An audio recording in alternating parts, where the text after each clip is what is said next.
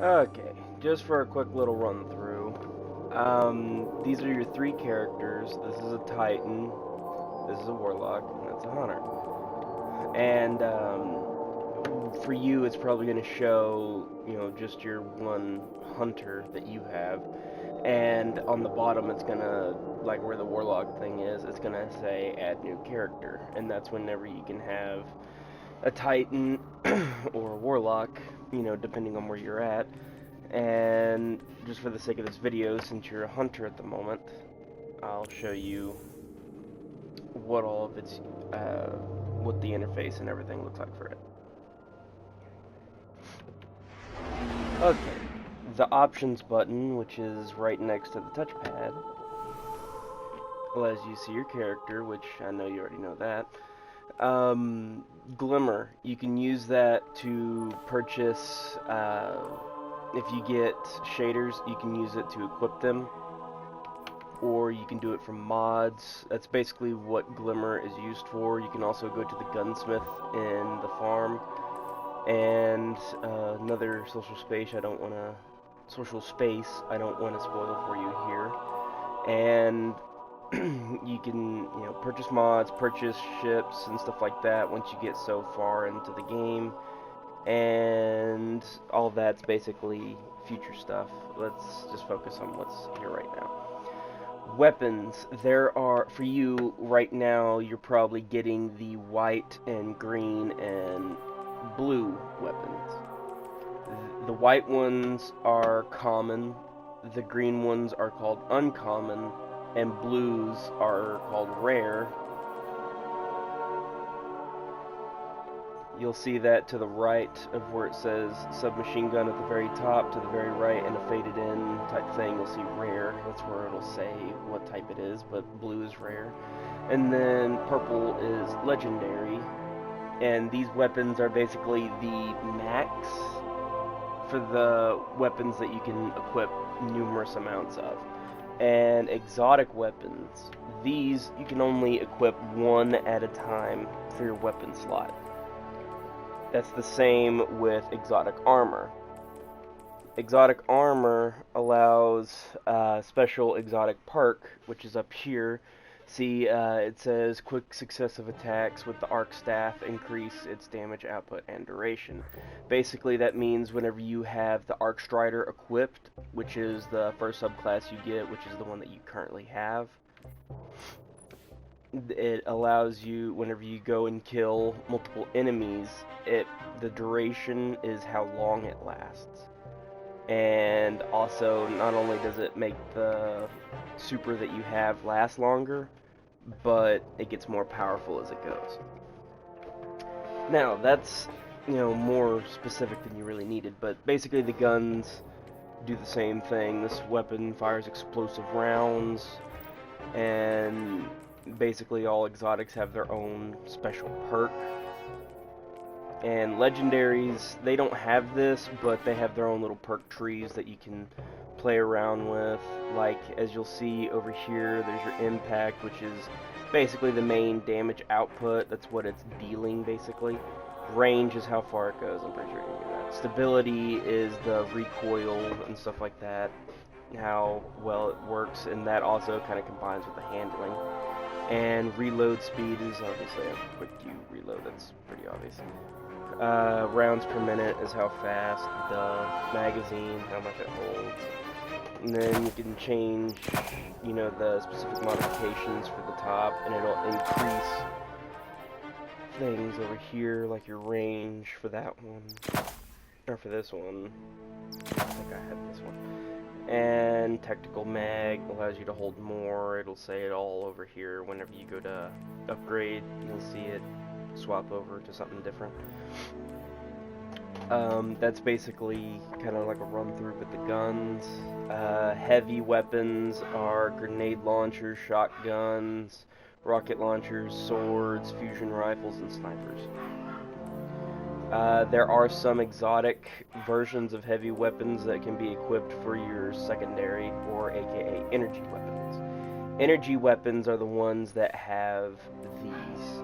You'll notice this looks like a little flame right there. That's solar. whenever we're doing major like nightfalls and stuff, you'll notice people with shields that are orange, and this will take down their shield immensely faster, deals bonus damage towards those types of shields. Also, in Crucible, whenever we're facing other players, whenever they use their super, you'll notice, like, for instance, the hunter that has Arc Strider, it will give you bonus damage if you're using arc weapons, and I'll show you real quick what that looks like. It looks like a little ninja star that's blue. That's arc damage, and whenever someone's using their super, it'll take them down immensely faster. And that's basically, you know, almost everything in this game is color-coded. And I'll show you a Void Weapon. Void Weapon, obviously, will be purple shields instead of blue or orange. And obviously it takes them down much faster too. For, you know, there will be titans that have shields, or hunters that use their bow and stuff like that. It'll take them down faster. Just like the solar will take down the gunslinger and the Dawnblade people and the hammer for the titans much faster. Which I'll get into that here pretty soon. I'll probably make another video. Kinetic weapons. They do not have a specific burn, aka, you know, not solar, void, or arc. So this one is basically, you know, the primary. I always call it the primary because that's how it was in the first game. Basically, the best you can do with this is the power level, and the power level, as you can see, right before Origin Story, or right after Origin Story says auto rifle. Below that says requires level 20, blah blah blah. The 300 attack is what you need to worry about for these types of weapons. You need to worry about their attack level, because that's how much damage they will be doing toward your enemy. Also, for all weapons and armor, they'll give you the 300 attack or 300 and something defense. Actually, for you, it'll be a lot lower. Up here, it'll everything will combined, and it'll level up your power. I still like to call it light level because that's how it was in the first game, but it's considered power. And as you can see right here, power is the advantage of the attack defense values across all of your current equipped gear. Higher power improves both your damage output and your defense. Basically, even if you have a lower level, let's see, 290, that level will help boost this in a small way. Not by much, but it will help, at least to my knowledge. You know, I'm definitely no Destiny expert, but you know, that's for future references. And your heavy weapon will also have a burn. You know, they call them power weapons, but it's heavy weapons. And you know, they have their own burns, just like the energy weapons. Now, ghosts, they have a variety of, you know, just perks. They do not reflect your power level or light level like they used to in the first game, which you don't really need to know that. But, you know, they all reflect different things. Like this one's the Kill Tracker Ghost. In-game, there will be, you know, my Crucible kills and then my in-game kills, you know, whenever you're looking on the touchpad and stuff. It's kind of cool. That's what it's saying right here. It shows my kills against city enemies, then this one says kills in the Crucible, which is other players. Void Weapon Analyzer, Gunsmith Telemetry Data, you know, it just increases my faction rewards. Gunsmith Telemetry Data for solar weapons. I believe that it helps level up with all solar kills. But, you know, all of them will have different perks that you can use. So, whenever you're going through that, it's always best to read what their perks are and see if it's really going to help you or not. You know, some are going to be better than others.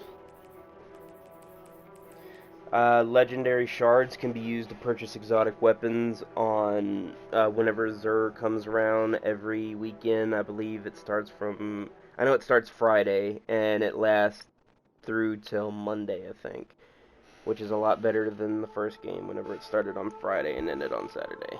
Like, Sunday day, you couldn't get it. But, you know, you could basically Xur's here for roughly 4 days. And Bright Dust. This one you don't really have to worry about because once you hit level 20, which you'll see up there where my name is, level 20, once you hit level 20, you'll still have your XP bar, but the XP bar will be to get you, let's see if I have it, no, I don't, Bright Engrams. They'll be basically white, you know, versions of these, except they'll actually be filled in. And what they do is they drop consumables and, you know, I think sometimes they drop armor. I think sometimes they do drop armor, but it's only for levels. And usually it only drops around your light level. You can also go to the store to purchase Bright Dust, but honestly I wouldn't recommend it. It doesn't really, I mean obviously it's your money, but it really doesn't do much for you. It just allows you to buy different types of, say, sparrows, ships, emotes, and I think occasionally emblems. I'm not 100% certain on that, but I think it, and ghosts, of course, too. But that's all it really does. I think sometimes it does drop armor. One thing it does drop, for exotic weapons, they'll have ornaments. Currently, I have a weapon ornament called Red Dwarf on.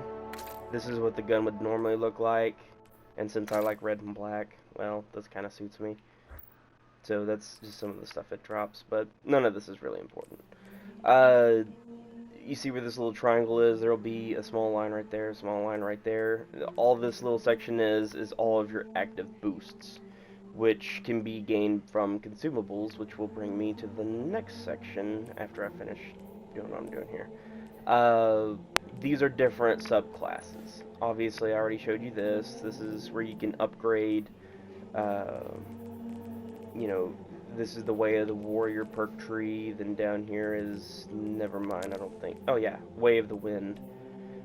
Basically, this one focuses more toward, I believe this is the one where you more or less are kind of sneakier, and this one's more of a hit type thing. And then arc bolt, and skip grenades. Basically, you can read all these and it'll kind of tell you what they are. This one's basically you dodge and it reloads your weapon that's currently equipped. This one reloads your melee ability. As soon as you can, I'd recommend either getting triple jump or high jump, which high jump is usually, those two are the main ones. This one, here, I'll explain this one. You press X and you jump once, you press X twice, you jump twice, you know, which is basically high jump. You double jump, except it boosts you really high in the air. This one I found more useful during this game because there's a lot of rocks on, like, I think it's Nessus that you gotta jump across sometimes, and sometimes the high jump doesn't always, if you jump the wrong way, this gives you a third jump when you press X the third time. To kinda, if you jump the wrong way, you can kinda have basically a third chance to make it. That's the one I usually use right there. And basically subclasses are, you know, that gives you the little pole dancer, and then gunslinger gives you a gun you can fire 3 times unless you upgrade it to shoot it, I think 6 times. I'm trying to, yeah, there it is. Golden gun can be fired quickly up to 6 times, but has a shorter duration, which is really fun.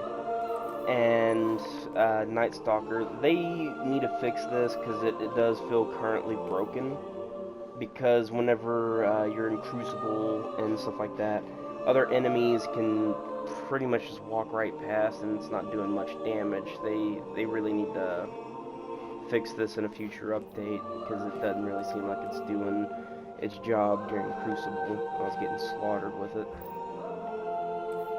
Okay, now back to consumables, which will bring me to the inventory screen if you press R1. Consumables are things like this. Fire Team Medallion, which increases your XP gains. For the sake of this video, I'll show you what it does. And if you press L1, you come back over here. You see there's the new perk. New Bright, and it increases your XP gains for certain things. That's what consumables are. That's what it says up here. EDZ tokens, there will be like Nessus tokens, Titan tokens, and stuff like that for the other planets.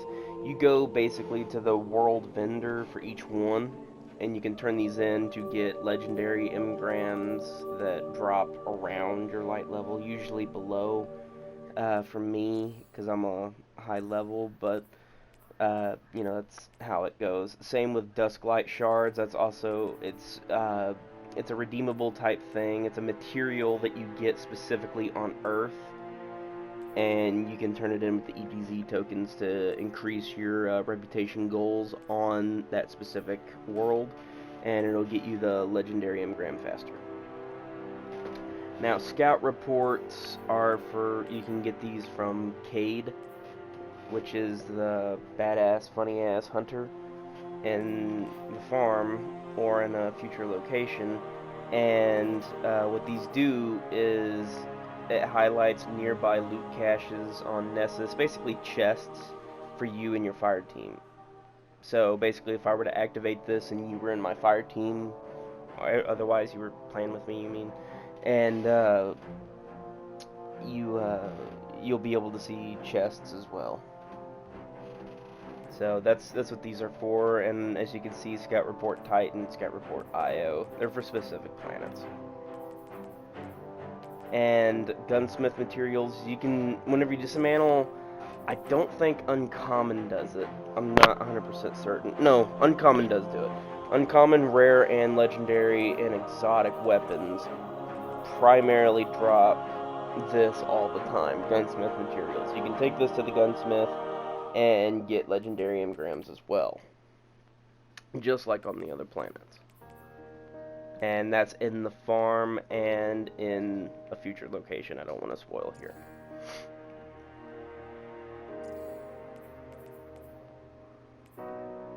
Oh, cool, we leveled up. Now, in this region, this is basically just clan stuff. This shows us what we've done in the Crucible, what we've done in the Nightfall, the Raid, Trials of the Nine. Crucible, that's online multiplayer, just like in, you know, Call of Duty or Halo, you know, just typical stuff. And then Nightfalls are where we do a strike. That is where 3 of us get together, and it is severely difficult. Well, it can be, anyways. And once you get up to a high enough level, it's fairly decent. You still gotta, you know, kind of think on your toes from time to time, but it's fairly decent. The Raid is where there is 6 of us in a strike-style battle, except it is a very, very long mission type. Or, well, it can be, anyways. And with the Raid, you get some amazing rewards, just like on Nightfall, and it's quite fun. Trials of the Nine is just like Crucible on its competitive playlist, which you will soon learn about. Trials of the Nine, you know, just simple Crucible, except it's you gotta win so many in a row to get a reward. If you win once, you unlock a new social space in an area I'll show you later. And that's pretty much, this is clan XP. This dignifies our clan level, as you can obviously see. And basically what it does on the clan banner, gain additional glimmer whenever we're on level 1 for looting engrams. On level 2, it increases public event rewards. On level 3, it improves rewards from eliminating Cabal enemies. And on level 5, we'll get a chance at receiving reputation tokens when completing Nightfalls, raids, and the trials. And on the final level, level 6, it increases chance of receiving an engram when completing playlist activities with a clan member. Playlist activities are these types of things.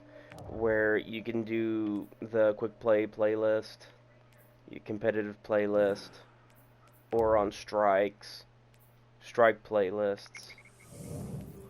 And I'm not certain if Nightfalls count as a playlist because it is just one specific strike, so that's basically what playlist activities are. Okay. And obviously this is settings where you can do your look and move, button layouts, look sensitivities, controller behavior, accessibilities for colorblind people, people with disabilities.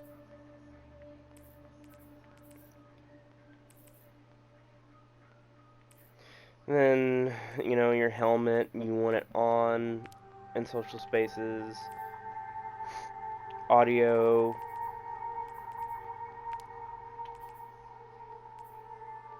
screen boundaries, brightness, and then here's one other thing you may want to learn. This can be difficult. Whenever say you have a hunter, a titan, and a warlock, or just two, you can press R1 to go all the way to settings, like I just did, and go to change character rather than completely pressing your PlayStation button and exiting out of the game. So, and you can also log out completely of Destiny 2, which some people like to do this to ensure the game saves whenever you log out, instead of just turning off your PS4, but, or Xbox. Most of the time, you know, it saves for me. It's never once removed stuff for me, but I know it has for some people. So that's just, you know, you can log out here. Alright, now that the UI is taken care of, whenever you're in space, just open Director, obviously. Press L2 to access your milestones. This lets you know the stuff that you need to get done. Well, you don't need to get done, but just let you know the stuff that you have active. Call to Arms is for Crucible. Flashpoint, Titan. Flashpoints are almost always public events. So far, that's all they've been. I think in the future they were planning on making it something else, but anyways, you do public events on Titan, yeah, right there, and complete Crucible challenges, which gives you reputation boosts. Leviathan Raid, that's the raid up here. Clan XP, you know, that does it for this over here. You know, once you reach 5,000 on your weekly contribution, then you'll get a Luminous Engram. Luminous Engrams always give you something around your light level, if not higher. Every single time I've gotten one, I've gotten at least one thing, except for once, that was higher than what I currently have. And then Nightfall, basically same rules apply. Anytime you see powerful gear and it looks like a purple engram that's like really bright in the center, that's always a Luminous Engram, so that's what these give you. One more thing I forgot to mention back here is whenever you get a much higher weapon, that is, it has to be an auto rifle, or in order to infuse another auto rifle. Like, say I wanted to infuse this one, I could infuse, where's it at? There you go, Origin Story into this weapon if I wanted to, since it is an auto rifle. But say you wanted to upgrade a hand cannon, you have to find another hand cannon that's higher in order for it to go into it. Also, any infusing stuff can go between these two.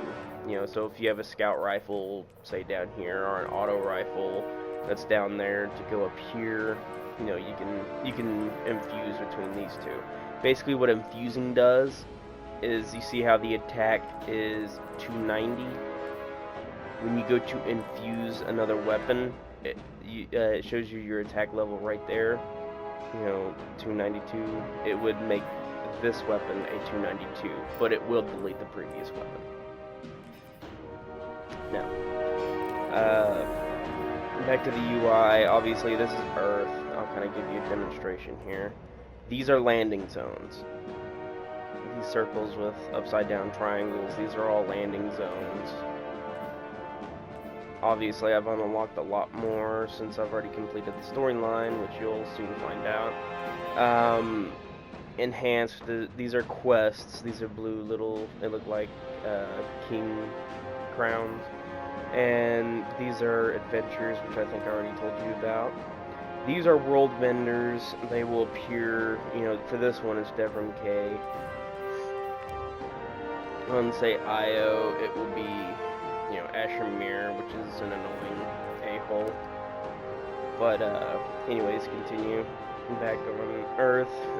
These, you see these little, they look like, you know, plus signs, just glorified ones with a dot in the center. Those are region chests. They're golden chests that usually give you three redeemable tokens for this guy, the EDZ tokens I showed you earlier, little bronze coins. And they also give you a bunch of glimmer, and they even have the chance to drop a legendary engram, which I'm not certain if they'll drop exotics. I have yet to figure that out. And that's what these are. One second, let me see if I can find a lost sector. There we go. You see in between this and this, there's a little rainbow with a dot in it. That's what we did down here by Devrim. They're all faded out for me, and, you know, that's what it looks like. But this one's the only bright one I got left, because I've done most of them. Those are lost sectors. Basically, you go into this cave-like thing most of the time. You go all the way down. There's a bunch of enemies that you can kill. Once you kill the enemies, you'll find a boss. Excuse me. Sorry, my bad. A boss enemy. And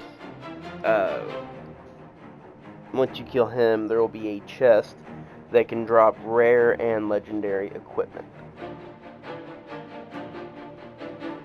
And obviously glimmer. These are what public events are. When you do public events, they're, you know, they're not difficult, but they can be whenever you're like by yourself. They're timed events where this one most of the time is the one where a Cabal drill drops, and whenever you do that one, you can shoot a ship down to make it heroic. Whenever it's heroic, it's a lot harder, but basically that's more future stuff I'll just teach you in the game. But, you know, public events have a chance of dropping exotics, legendaries, and a lot of really, really good stuff. And most of the time, if you don't get, you know, any legendaries or exotics, you can go to Devrim K, because they usually drop the EDZ coins, which if you save them up, it's a lot faster, instead of just, you know, going there each and every single time you get a coin.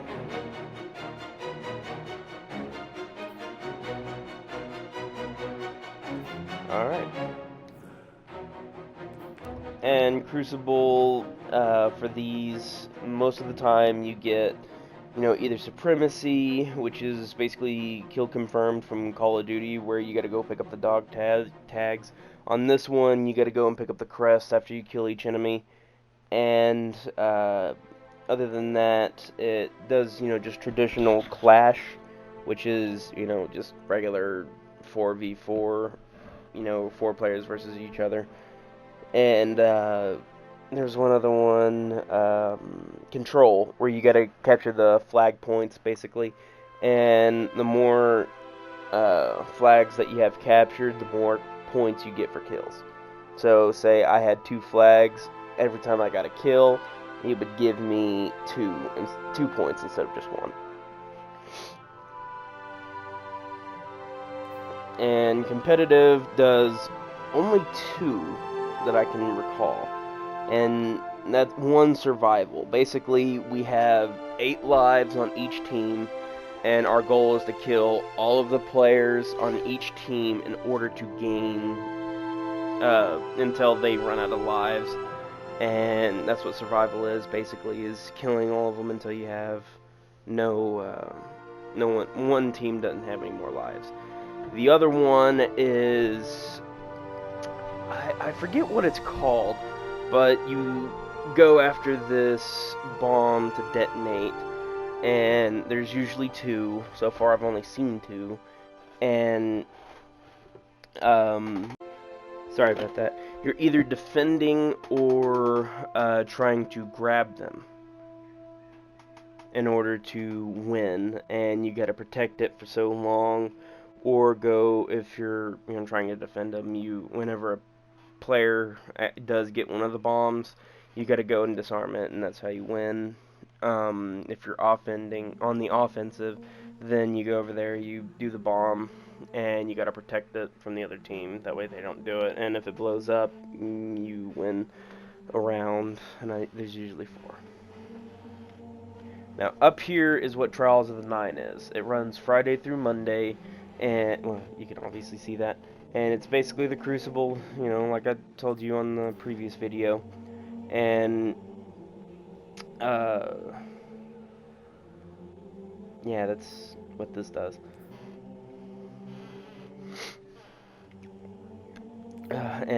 Trials of the Nine, whenever you win one match, you'll unlock a new social space just like the farm. And you'll be able to go to it after you win just one match. Afterward, if you win if you win a total of 7 matches, I think, with less than 3 losses, then you get a Luminous Engram. But it is severely difficult to do that.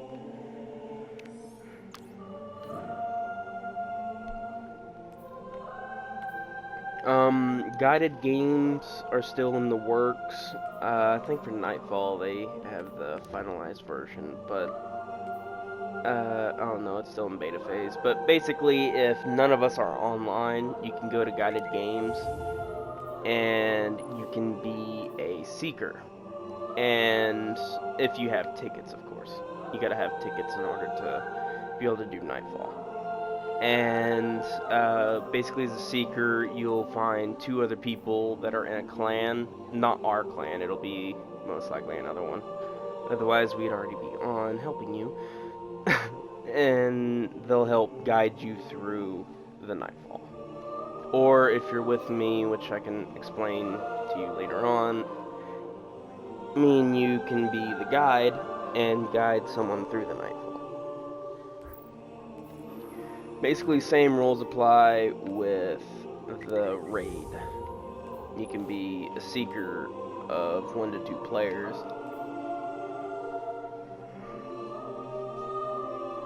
And basically the same with the guide.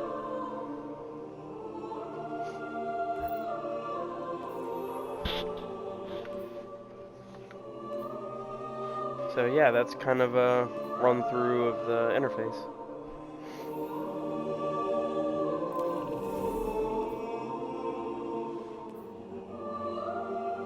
Whenever you first touch the touchpad, obviously it'll bring you into destinations. If you're on a world, it'll show you a map over here when you press L1. But a lot of times it'll start you on the map, so you just press R1 to go to destinations.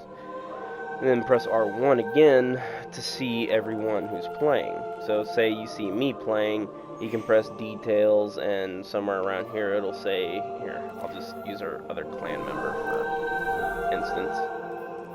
I can click X and invite, say you're in a fire team needing help on a mission, you can go to us and invite us to a mission, or you can join me if I'm doing something and, I need help or, whatever. You can join me from there. If you ever need a quick look, say I got a badass helmet or something that I want you to see, you can go to Inspect Player, and you'll see me, well, him.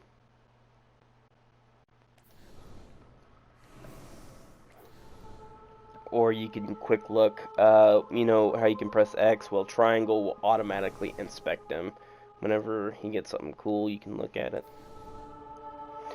Anyways, back to the press X on details. You can inspect, or you can view someone's profile, which I'm not going to do, because I don't know, it's one thing to show him on this game versus his actual profile, but, you can inspect his clan, which is obviously us. and say they're not part of our clan, so say it was one of my other friends, you can go and invite the clan. And you can invite them.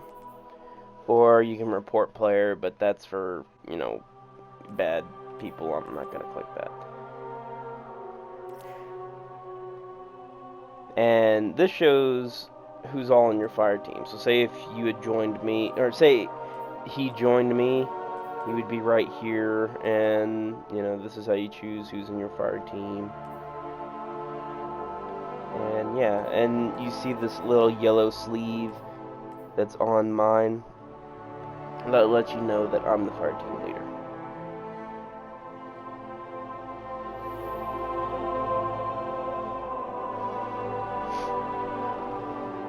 Alright, I think that concludes this tutorial.